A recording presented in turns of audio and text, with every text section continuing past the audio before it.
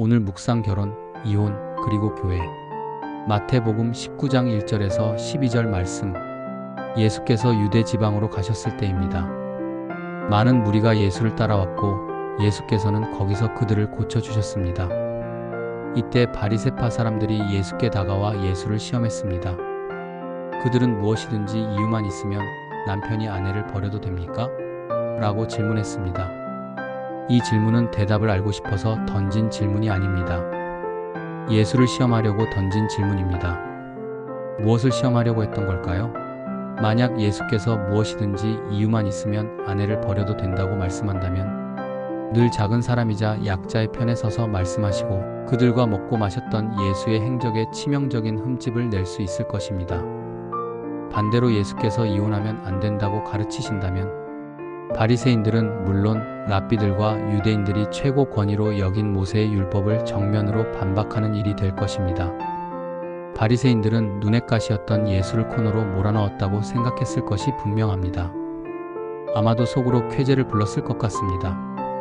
예수께서는 이 엉뚱한 질문을 사용하셔서 결혼과 이혼에 관한 가르침을 베푸실 기회로 삼으셨습니다.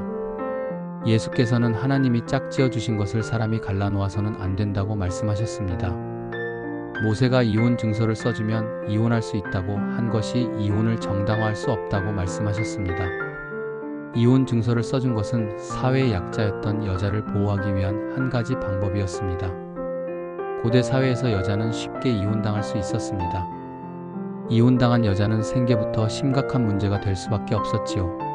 이혼 증서가 있으면 집으로 다시 돌아갈 수 있을 뿐 아니라 재혼할 수 있었습니다. 이런 맥락에서 볼 때 이혼 증서는 이혼을 정당화하기 위한 수단이 아니라 여인을 보호하기 위한 일종의 사회보호장치였습니다. 예수께서는 아내가 음행한 일 외에 아내를 버리고 다른 여자에게 장가드는 사람은 누구나 간음하는 것이라고 선언하셨습니다. 한마디로 말해 예수께서는 이혼이 하나님의 뜻이 아니라고 말씀하셨습니다. 신약시대의 여성은 남자와는 다른 존재로 여김을 받았습니다. 남자보다 못했다는 뜻입니다. 우리나라 조선시대를 지배했던 남존여비 사상을 떠올리면 이해하기 쉬울 것입니다. 예수께서는 말도 안 되는 이유를 다 가져다 붙여서 이혼 증서만 써주면 얼마든지 이혼할 수 있다는 사회 통념을 날카롭게 지적하셨습니다. 이 말씀을 들은 제자들의 반응을 보십시오. 남편과 아내의 사이가 그렇다면 차라리 장가가지 않는 것이 좋겠다고 말했습니다. 여자를 남자와 똑같은 존재로 생각할 바엔 장가가지 않겠다는 말과 다를 바가 없습니다. 제자들의 마음과 생각을 지배하는 생각이 무엇이었는지 정확하게 보여주는 말입니다. 그것이 율법을 해석했던 방식이고 그 시대 유대인들이 살았던 삶의 방식이었습니다. 예수께서 가르치신 말씀을 상호 존중으로 요약할 수 있습니다. 남편과 아내가 서로를 존중하라는 말씀입니다.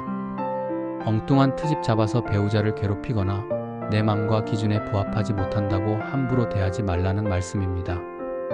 둘이 한 몸이 되었으니 배우자를 아끼고 사랑하고 돌보고 존중하는 것은 당연한 일입니다. 게다가 배우자를 존중하고 사랑하는 것이 곧 자기를 아끼고 사랑하고 돌보고 존중하는 일이라는 것도 기억해야 합니다. 이런 마음과 태도로 배우자를 대한다면 이혼 증서를 써주는 일은 애초에 발생하지도 않을 것입니다. 결혼과 이혼에 관한 말씀을 묵상하면서 우리가 살아가는 현실을 직시할 수밖에 없습니다. 결혼하지 않는 사람이 적지 않고 이혼하는 사람도 다르지 않습니다. 결혼은 하나님이 제정하신 제도라는 점에서 결혼에 관해 더 진지하게 생각할 필요가 있을 것입니다.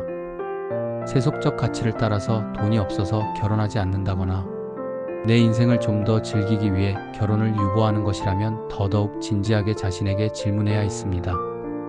하늘나라를 위해 결혼하지 않는 것이라면 당연히 존중받아야 하고 교회는 지지해야 할 것입니다. 만약 그것이 아니라 개인의 즐거움을 위해 결혼을 미루거나 보류한다면 내 생각을 꺾고 하나님의 말씀에 순종하는 쪽으로 방향을 틀어야 할지도 모를 일입니다. 이혼도 다르지 않습니다. 이혼할 수밖에 없는 상황이 왜 없겠습니까? 잦은 외도, 중독에 가까운 도벽, 반복되는 폭력, 알코올이나 마약 중독을 참아가면서 결혼 관계를 유지하라고 말해서는 안 될 것입니다. 그런 고통스러운 상황에서도 이혼하지 않고 남편이나 아내와 함께하면서 돌보겠다면 숭고한 희생이라고밖에 달리 표현할 말이 없을 것입니다. 그런 선택을 내린다면 교회가 지지하고 적극적으로 도와야 할 것입니다. 만약 이혼을 선택한다고 해도 색안경을 끼고 쳐다보거나 비난할 것이 아니라 함께 아파하고 회복을 위해 함께 기도해야 할 것입니다. 어떤 선택과 결정을 내리든 교회는 끌어안고 돌보고 섬기고 회복하는 일에 애써야 할 것입니다. 결혼과 이혼이 개인의 선택이자 몫이지만 공동체가 할 수 있고 해야 할 일도 분명히 있습니다. 결혼을 하든 하지 않든 피치 못할 상황으로 이혼을 하건 하지 않건 교회 공동체는 기댈 언덕이 되어야 하고 돌봄과 위로를 제공할 뿐만 아니라 쉴 수 있는 시간과 공간을 마련해 주어야 할 것입니다. 오늘 기도 1. 배우자를 하나님의 시선으로 바라보며 존중하고 사랑하고 아끼고 돌보면서 힘써 하나가 되게 하소서. 2. 결혼과 이혼에 관한 예수의 가르침을 기억하고 나의 생각과 고집이 아니라 하나님의 말씀으로 결혼과 이혼에 관한 나의 생각을 조율하게 하소서. 3. 다변화된 세상에서 결혼과 이혼에 관해 교회가 감당해야 할 몫과 사역을 발견하게 하시고 그 일을 잘 준비하는 교회로 성장하게 하소서. 고맙습니다. 복 있는 하루 보내세요.